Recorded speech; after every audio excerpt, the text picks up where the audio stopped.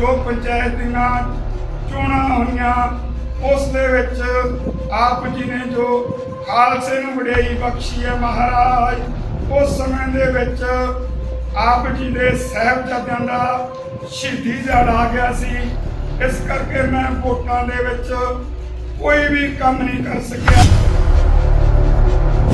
ਸੋ ਸੱਚੇ ਪਾਤਸ਼ਾਹ ਜਿਸ ਤਰ੍ਹਾਂ ਛੇਵੇਂ ਜਾਮੇ ਦੇ ਵਿੱਚ ਆਪ ਜੀ ਨੇ 52 ਰਾਜਿਆਂ ਨੂੰ ਰਿਹਾ ਕਰਾਇਆ ਸੀ, ਸੋ ਇਸ ਤਰ੍ਹਾਂ ਕਿਰਪਾ ਕਰੋ ਜੋ ਸੁਖਬੀਰ ਬਾਦਲ ਨੇ ਚਾਲਾਂ ਚੱਲ ਕੇ ਸਾਡੇ ਸੰਤ ਡਾਕਟਰ ਰਾਮ ਰਹੀਮ ਜੀ ਨੂੰ ਕੈਦ ਕਰਾ ਦਿੱਤੀ ਹੈ ਸੁਨਹਿਰੀਆ ਜੇਲ੍ਹ ਦੇ ਵਿੱਚ। ਮਹਾਰਾਜ ਸਿੰਘ ਡੇਰੇ ਦੇ ਵਿੱਚ ਜਾ ਕੇ ਦੇਖਿਆ, ਸਾਨੂੰ ਕੋਈ ਵੀ ਉੱਥੇ ਮਾੜਾ ਕੰਮ ਨਹੀਂ ਲੱਗਿਆ। ਸੋ ਕਿਰਪਾ ਕਰੋ ਇਹ ਸੰਤਾਂ ਨੂੰ ਰਿਹਾਈ ਕਰਨ ਦੀ ਜੋ ਵਡਿਆਈ ਆ ਤੇ ਖਾਲਸਾ ਜੀ ਨੂੰ ਬਖਸ਼ੋ। ਤੇ ਦੂਜਾ ਜੋ ਸਾਡੇ ਡਾਕਟਰ ਰਾਮ ਰਹੀਮ ਜੀ ਕੁਝ ਸਮਾਂ ਪਹਿਲਾਂ ਸੁਨਹਿਰੀਆ ਜੇਲ੍ਹ ਦੇ ਵਿੱਚ ਜੋ ਅਰੈਸਟ ਹਨ, ਜਿਨ੍ਹਾਂ ਨੂੰ ਕਿ ਸੁਖਬੀਰ ਬਾਦਲ ਨੇ ਚਾਲਾਂ ਚੱਲ ਕੇ ਬਾਣੇ ਦੇ ਨਾਲ ਹੀ ਫਸਾਇਆ ਵੀ ਜਿਵੇਂ ਤੂੰ ਬਾਣੇ ਦੇ ਵਿੱਚ ਫਸਾਇਆ ਨਾ, ਤੇ ਖਾਲਸਾ ਸੰਤਾਂ ਨੂੰ ਬਾਣਾ ਪਵਾ ਕੇ ਇੱਥੇ ਇਸੇ ਗੁਰਦੁਆਰੇ 'ਚ ਲਿਆਊਗਾ। ਆਏ ਦਿਨ ਹੀ ਬੇਅਦਬੀ ਹੋਣ ਦੇ ਮਾਮਲੇ ਸਾਹਮਣੇ ਆ ਰਹੇ ਨੇ। ਇੱਕ ਪਾਸੇ ਜਿੱਥੇ ਅੱਜ ਬਰਗਾੜੀ ਬੇਅਦਬੀ ਵਿੱਚ ਇਨਸਾਫ ਮਿਲਿਆ ਹੀ ਨਹੀਂ ਸੀ ਕਿ ਇੱਕ ਹੋਰ ਗ੍ਰੰਥੀ ਵੱਲੋਂ ਬੇਅਦਬੀ ਕੀਤੇ ਜਾਣ ਦਾ ਮਾਮਲਾ ਸਾਹਮਣੇ ਆਇਆ। ਸੋਸ਼ਲ ਮੀਡੀਆ ਤੇ ਇਨੀ ਦਿਨ ਇੱਕ ਗ੍ਰੰਥੀ ਦੀ ਵੀਡੀਓ ਖੂਬ ਵਾਇਰਲ ਹੋ ਰਹੀ ਹੈ, ਜਿਸ ਵਿੱਚ ਗ੍ਰੰਥੀ ਵੱਲੋਂ ਅਰਦਾਸ ਦੀ ਬੇਅਦਬੀ ਕੀਤੀ ਗਈ ਹੈ। ਇਹੀ ਹੀ ਨਹੀਂ, ਵੀਡੀਓ ਵਿੱਚ ਤੁਸੀਂ ਸੁਣ ਸਕਦੇ ਹੋ ਕਿ ਗ੍ਰੰਥੀ ਵੱਲੋਂ ਬਰਗਾੜੀ ਕਾਂਡ ਮਾਮਲੇ ਨੂੰ ਲੈ ਕੇ ਵੀ ਕਈ ਗੱਲਾਂ ਕਹੀਆਂ ਗਈਆਂ ਨੇ, ਜਿਸ ਵਿੱਚ ਉਹ ਅਕਾਲੀ ਦਲ ਦੇ ਪ੍ਰਧਾਨ ਸੁਖਬੀਰ ਬਾਦਲ ਤੇ ਹੋਰ ਸਿਆਸੀ ਪਾਰਟੀ ਦੇ ਆਗੂਆਂ ਬਾਰੇ ਮੰਦਾ ਚੰਗਾ ਬੋਲਦੇ ਨਜ਼ਰ ਆ ਰਹੇ ਨੇ ਤੇ ਰਾਮ ਰਹੀਮ ਦੀ ਸਿਫਤਾਂ ਕਰਦੇ ਸੁਣਾਈ ਦੇ ਰਹੇ ਨੇ। ਵੀਡੀਓ ਵਿੱਚ ਗ੍ਰੰਥੀ ਇਹ ਬੋਲਦਾ ਸੁਣਾਈ ਦੇ ਰਿਹਾ ਹੈ ਕਿ ਜੋ ਡੇਰਾ ਸੱਚਾ ਸੌਦਾ ਦੇ ਪ੍ਰੇਮੀ ਸੀ, ਉਹਨਾਂ ਵੱਲੋਂ ਇਸ ਗ੍ਰੰਥੀ ਦਾ ਬਹੁਤ ਸਾਥ ਦਿੱਤਾ ਗਿਆ। ਇੱਥੋਂ ਤੱਕ ਕਿ ਗ੍ਰੰਥੀ ਵੱਲੋਂ ਡੇਰਾ ਸੱਚਾ ਸੌਦਾ ਰਾਮ ਰਹੀਮ ਦੀ ਰਿਹਾਈ ਦੇ ਲਈ ਵੀ ਅਰਦਾਸ ਕੀਤੀ ਜਾ ਰਹੀ ਹੈ। ਜੀ ਇਹ ਹੈ ਕਿ ਕੁਝ ਸਮਾਂ ਪਹਿਲਾਂ ਜੋ ਪੰਚਾਇਤ ਦੀਆਂ ਚੋਣਾਂ ਹੋਈਆਂ ਉਸ ਦੇ ਵਿੱਚ ਆਪ ਜੀ ਨੇ ਜੋ ਖਾਲਸੇ ਨੂੰ ਵਡਿਆਈ ਬਖਸ਼ੀ ਹੈ ਮਹਾਰਾਜ, ਉਸ ਸਮੇਂ ਦੇ ਵਿੱਚ ਆਪ ਜੀ ਦੇ ਸਾਹਿਬਜ਼ਾਦਿਆਂ ਦਾ ਸ਼ਹੀਦੀ ਦਿਹਾੜਾ ਆ ਗਿਆ ਸੀ। ਇਸ ਕਰਕੇ ਮੈਂ ਵੋਟਾਂ ਦੇ ਵਿੱਚ ਕੋਈ ਵੀ ਕੰਮ ਨਹੀਂ ਕਰ ਸਕਿਆ। ਪਰ ਆਪ ਜੀ ਨੇ ਫਿਰ ਵੀ ਇਹ ਦੋਨੇ ਕਾਂਗਰਸੀ ਤੇ ਅਕਾਲੀਆਂ ਨੂੰ ਢਾਹ ਕੇ ਵਾਹਿਗੁਰੂ ਇਹ ਮੈਨੂੰ ਵਡਿਆਈ ਬਖਸ਼ੀ ਹੈ। ਇਹਦੇ ਵਿੱਚ ਜੋ ਸੱਚਾ ਸੌਦਾ ਡੇਰਾ ਦੇ ਪ੍ਰੇਮੀ ਹਨ, ਉਹਨਾਂ ਨੇ ਮੇਰਾ ਬਹੁਤ ਸਹਿਯੋਗ ਦਿੱਤਾ ਵਾਹਿਗੁਰੂ।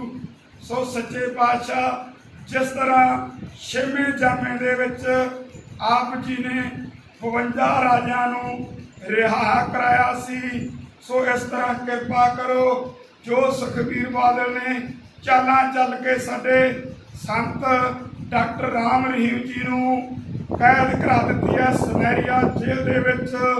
ਮਹਾਰਾਜ ਸਿੰਘ ਡੇਰੇ ਦੇ ਵਿੱਚ ਜਾ ਕੇ ਦੇਖਿਆ, ਸਾਨੂੰ ਕੋਈ ਵੀ ਉੱਥੇ ਮਾੜਾ ਕੰਮ ਨਹੀਂ ਲੱਗਿਆ। ਸੋ ਕਿਰਪਾ ਕਰੋ ਇਹ ਸੰਤਾਂ ਨੂੰ ਰਿਹਾਈ ਕਰਨ ਦੀ ਜੋ ਵਡਿਆਈ ਆ ਤੇ ਖਾਲਸਾ ਜੀ ਨੂੰ ਬਖਸ਼ੋ। ਸੱਚੇ ਪਾਤਸ਼ਾਹ ਕੋ ਮੋਦੀ ਸਾਹਿਬ ਦੇ ਸਿਰ ਤੇ ਮੇਰ ਭਰਿਆ ਹੱਥ ਰੱਖ ਕੇ ਇਹ ਸੰਤਾਂ ਦੀ ਰਿਹਾਈ ਕਰਾਓ। ਉਹ ਸਮਾਂ ਲਿਆਓ ਵਾਹਿਗੁਰੂ ਜਦੋਂ ਮੈਂ ਸੱਚੇ ਪਾਤਸ਼ਾਹ ਸੰਤਾਂ ਨੂੰ ਲੈ ਕੇ ਇਸ ਗੁਰੂ ਘਰ ਦੇ ਵਿੱਚ ਆਵਾਂ ਤੇ ਸੰਤਾਂ ਤੋਂ ਲੱਖ ਗਰੀਬਾਂ ਦਾ ਘਰ ਬਣਾਵਾਂ। ਸੋ ਆਪ ਕਿਰਪਾ ਕਰੋ ਵਿਰਥੀ ਕਦੇ ਨਾ ਹੋਵੇ ਜਨ ਕੀ ਅਰਦਾਸ, ਨਾਨਕ ਜੋਰ ਗੋਬਿੰਦ ਕਾ ਪੂਰਨ ਗੁਰਦਾਸ।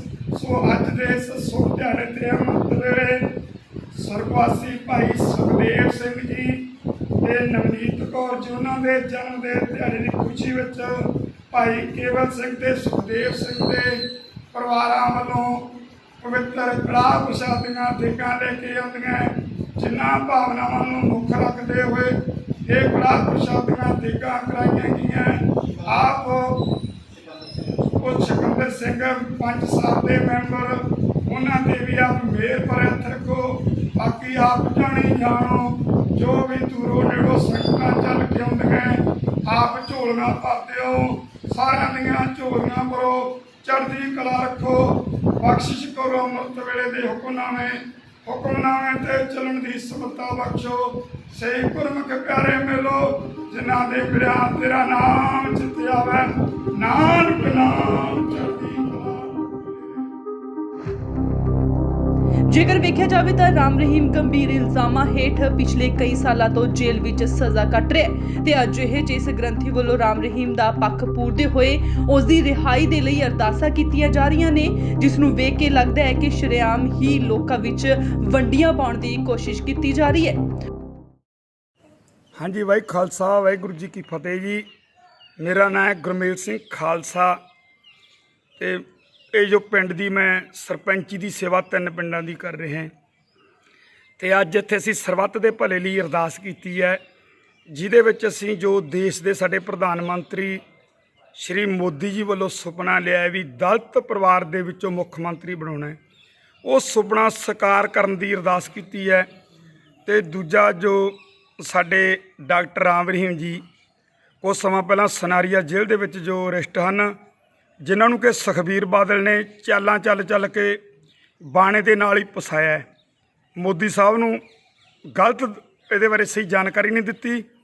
ਇਸ ਕਰਕੇ ਮੈਂ ਇਹ ਕਹਿੰਦਾ ਵੀ ਸੁਖਬੀਰ ਸਿੰਘ ਬਾਦਲ ਵੀ ਜਿਵੇਂ ਤੂੰ ਬਾਣੇ ਦੇ ਵਿੱਚ ਫਸਾਇਆ ਨਾ, ਤੇ ਖਾਲਸਾ ਸੰਤਾਂ ਨੂੰ ਬਾਣਾ ਪਵਾ ਕੇ ਇੱਥੇ ਇਸੇ ਗੁਰਦੁਆਰੇ 'ਚ ਲਿਆਊਗਾ, ਉਹਦੇ ਸਾਰਾ ਪਿੰਡ ਇੱਥੇ ਇਕੱਠਾ ਹੋਊਗਾ।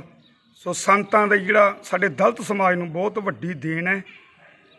ਸੋ ਇੱਥੇ ਭਾਈ ਮੈਂ ਅਰਦਾਸ ਕੀਤੀ ਹੈ, ਕਿਸੇ ਦੇ ਦਬਾਅ 'ਚ ਨਹੀਂ, ਖਾਲਸਾ ਕਿਸੇ ਦੇ ਅਧੀਨ ਨਹੀਂ। ਸੋ ਸਾਡੇ 10ਵੇਂ ਪਾਤਸ਼ਾਹ ਨੇ ਵੀ ਕਿਸੇ ਸਮੇਂ ਕਿਹਾ ਸੀ, ਕਹਿੰਦੇ ਜਿੰਨ ਕੀ ਕੁੱਲ ਵਰਨ ਮੈਂ ਕਵੀ ਸਰਦਾਰੀ ਨਹੀਂ, ਇਨਹੀਂ ਕੋ ਸਰਦਾਰ ਬਣਾਊਂ। ਪਰ ਇੱਥੇ ਰਜਵਾੜਾ ਸ਼ਾਹੀ ਦਾ ਰਾਜ ਆ ਗਿਆ। 47 ਤੋਂ ਲੈ ਕੇ ਇਕੱਲਾ ਜੱਟ ਹੀ ਤੇ ਮੁੱਖ ਮੰਤਰੀ ਬਣਦਾ ਹੈ। ਕਿਸੇ ਨੇ ਦਲਿਤਾਂ ਨੂੰ ਪੁੱਛੇ ਨਹੀਂ, ਜਿਹੜੇ ਜਿੰਨੇ ਕੁ ਜਾਂਦੇ ਆ ਨਾ ਰਿਜ਼ਰਵ ਸੀਟਾਂ 'ਤੇ, ਉਹ ਸ੍ਰੀ ਬਣ ਕੇ ਰਹਿ ਗਏ। ਸੋ ਇਹਨਾਂ ਬੇਨਤੀਆਂ ਪ੍ਰਵਾਨ ਤੇ ਮੈਂ ਬੇਨਤੀ ਕਰਦਾ ਮੇਰਾ ਦਲਿਤ ਸਮਾਜ ਭਾਈਚਾਰਾ ਇਕੱਠੇ ਹੋ ਜਾਓ ਭਾਈ, ਮੁੱਖ ਮੰਤਰੀ ਆਪਾਂ ਰਲ ਮਿਲ ਕੇ ਆਪਦੇ ਪਰਿਵਾਰ ਚੁੱਕ ਨੂੰ ਬਣਾਉਣਾ। ਵਾਹਿਗੁਰੂ ਜੀ ਕਾ ਖਾਲਸਾ ਵਾਹਿਗੁਰੂ ਜੀ ਕੀ ਫਤਿਹ। ਉੱਥੇ ਹੀ ਦੂਜੇ ਪਾਸੇ ਵੇਖਿਆ ਜਾਵੇ ਤਾਂ ਜੇਕਰ ਅਜਿਹੇ ਗ੍ਰੰਥੀ ਹੋਣਗੇ ਤਾਂ ਬੇਅਦਬੀਆਂ ਵੀ ਜ਼ਰੂਰ ਹੋਣਗੀਆਂ।